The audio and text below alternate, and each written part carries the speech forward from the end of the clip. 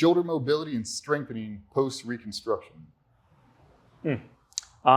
So I've been through a lot with this with DJ, but when it comes to the shoulder, obviously, whatever your doctor says, being cleared by your doctor, but it's just remembering your shoulder is a ball and socket joint. For some reason, we treat the shoulder fragile and we beat the hell out of our hips. Like the shoulder has more range of motion than the hips, but it is a ball and socket joint. So challenging it rotationally. So we do a ton of closed chain movements with our hand on the ground, rotating on it, moving on it, challenging that rotation. We do a lot of hangs in the program. We've been starting to integrate more horizontal hangs, rotating, moving that scap.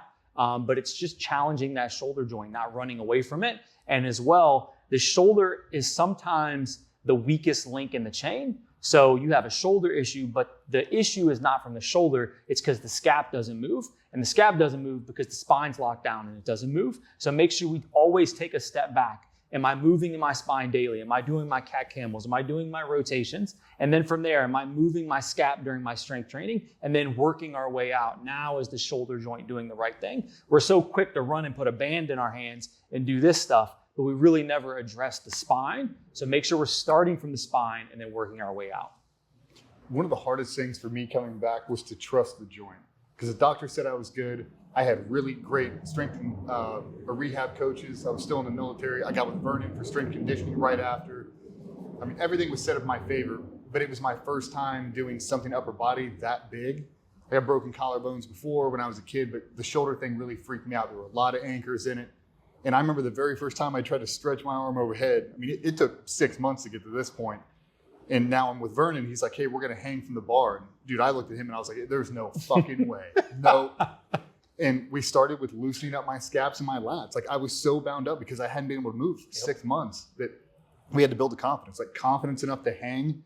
I remember one foot staying on the ground. He's like, you can do it, you can do it, you can do it. And finally it released and I was hanging. It's like, oh my God. It was like the biggest milestone. Like I swear to God, like I felt so accomplished because I didn't let my ego get involved. Like I put the bands on, I did the whole thing. And it's like, now I have it.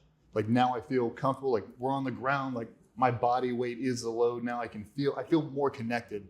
The longer you spend actually focused on the rehab, listening to the doctors. Because I know a bunch of guys who just went, I'll be fine. No, you won't. You won't be okay. In 6 months, you are going to hate yourself. Frozen shoulder plagues the tactical population because they blow it off. They want to get back to work, and I get it. The greatest thing that ever happened to me is I had that shoulder surgery, and I got forced into a rehab program with him. If I didn't, I would have done the same thing. I would have blown it off, done it 1 or 2 weeks. I mean, Cole's had 4 because his first 2, he did typical team guy, and he went, I'll be all right. No, you won't, dude. Like shoulders are a nasty, nasty joint, and you really got to take care of them. But I mean, building a purpose-built program to realize the stress they're under. Yeah. To prepare them for movement. I mean, there's no secret. If you're in this population, you know, or you have shoulder problems or back problems. And it's just because think about the shoulder has been the joint of punishment, push-ups, pull-ups. Like that's the joint of punishment when it comes to working out, when it comes to training, when it comes to you did something wrong, get in the front leaning rest position and knock them out. But it's the one joint that you just constantly ask, do this, do this, do this, do this. But you think about your day-to-day, you're wearing kit, you're wearing nods, you have forward head posture, everything's starting to roll forward. We live in an anterior life where everything's in front of us. We're constantly have our hands in front of our body. So now I have my shoulders in front of me, my head's going forward. Gravity doesn't give a shit about your feelings. So it just tumbles. It just tumbles forward. So now you have all these things compounding. And then what are you doing? Hey, ask this shoulder to do a job. Push up, push up, push up. Pull up, pull up, pull up. So it's breaking that mold. It's getting rid of the fear of pain. I've worked with so many guys and actually wrote a book on this, or a book covering this, and it was the kinesiophobia, where you automatically in your mind perceive pain before it even happens. Yep.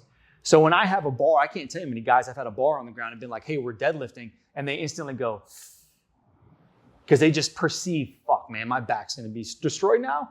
Or like DJ, hey, we got pull-ups, and he's just like, man, I don't know. So in your mind, you're already creating a pain, a cycle of pain is going to automatically occur when it might not be there. So that's why I love closed chain movements. We do a lot of hanging because it's reinforcing like, hey, you're safe. This is good. We can train here. And that's why we do a lot of that movement in the program.